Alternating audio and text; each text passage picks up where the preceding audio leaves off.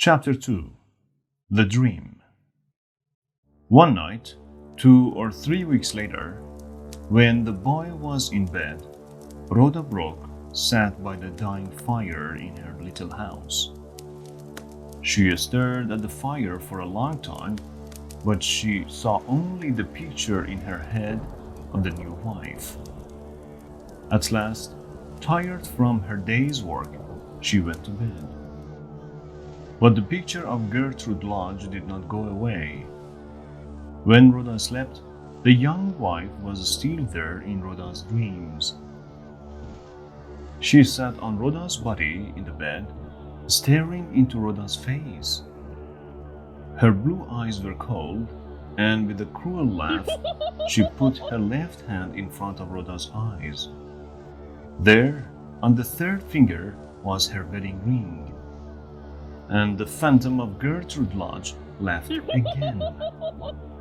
Rhoda turned this way and that way, but the phantom was still there. It sat heavier and heavier on Rhoda's body, and now Rhoda could not move. Always in her ears was that cruel laugh, and always in front of her eyes was that left hand with its wedding ring.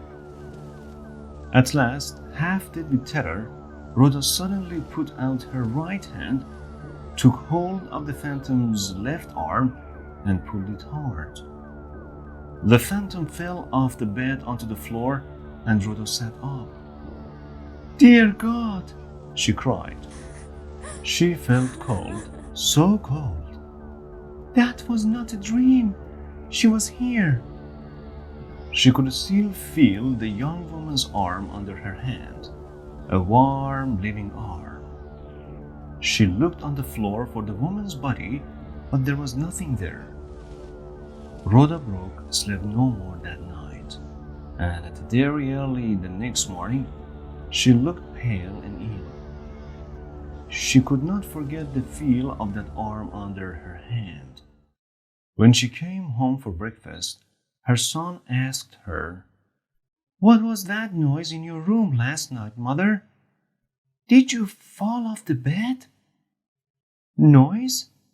What time did you hear it?" "About 2 o'clock." "But what was it, Mother?" "Something fell. I heard it. Was it you?" Rhoda did not answer, and after breakfast she began to do her work in the house. At about midday, she heard something and looked out of the window. At the bottom of the garden stood a woman.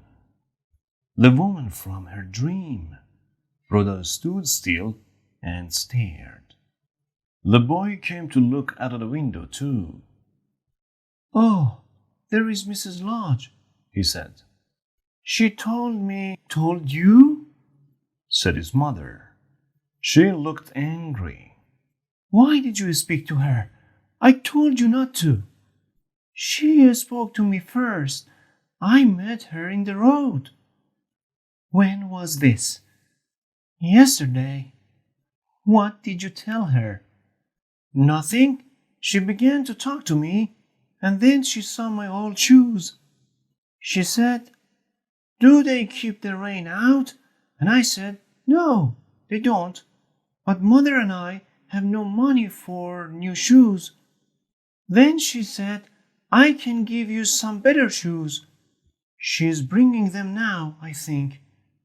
Perhaps they are in her bag. She is very nice, Mother. She gives things to lots of people."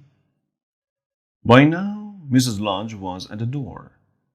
Rhoda wanted to run away, but there was no back door in her little house. So she waited, and the boy ran to open the door.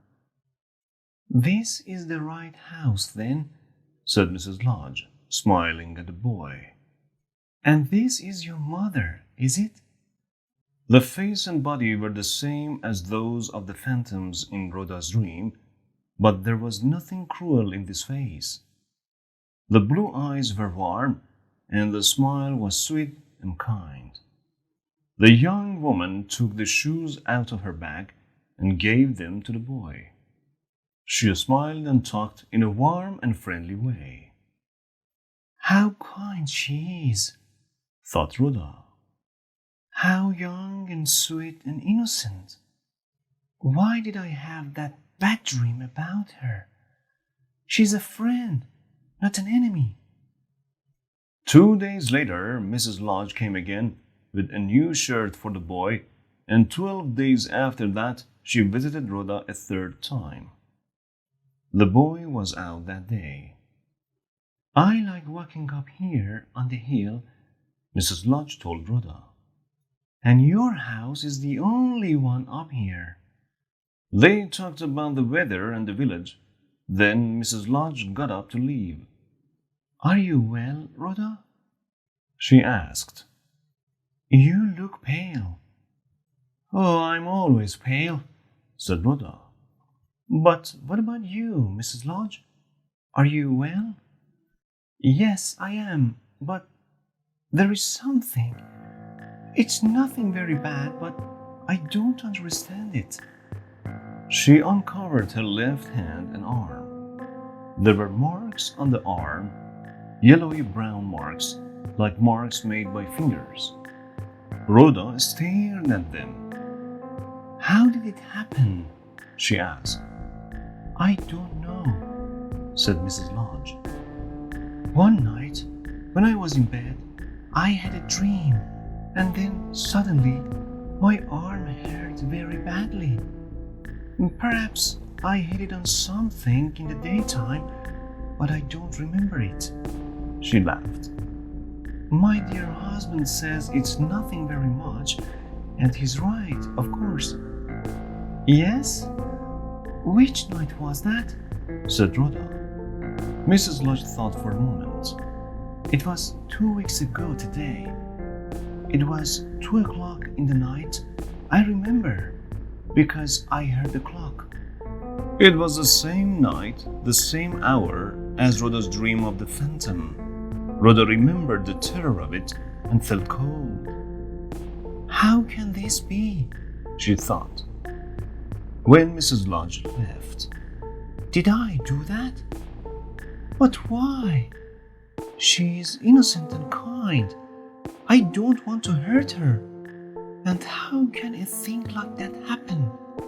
Only witches can do things like that.